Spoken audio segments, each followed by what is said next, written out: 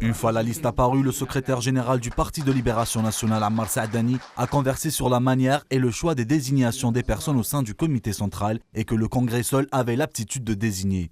Cette séance a été marquée par la ténacité des propos tenus par Ammar Saadani à l'encontre de plusieurs dirigeants de partis visés comme Louisa Hannoun, traitant ainsi son parti d'incapable. Le premier qui a créé la Constitution, c'est Louisa. Le dernier qui a créé la Constitution, c'est Louisa. Louisa parle de l'armée populaire nationale. Qui est-ce qui est allé chez Gaïd Saleh et s'est réuni avec lui et juste après a fait une conférence de presse? Selon Ammar Saadani, l'opposition n'existe pas et que si toutefois elle avait lieu d'être, celle-ci devait seulement présenter son programme. Ce dernier prend même la politique française comme exemple 2 jours avant l'arrivée du président français François Hollande. L'opposition se doit de proposer un échange, de proposer des conseils et qu'elles attendent le moment du vote.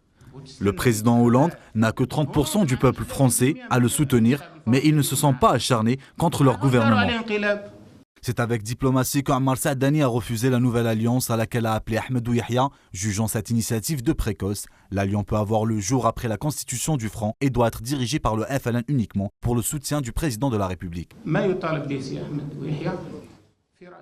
Concernant la proposition de Ahmedou Yahya, la chose qu'on peut leur proposer est que le parti du Front de Libération Nationale veut créer plusieurs fronts. Il n'y a pas que 4 personnes ou 4 partis pour porter leur soutien au président.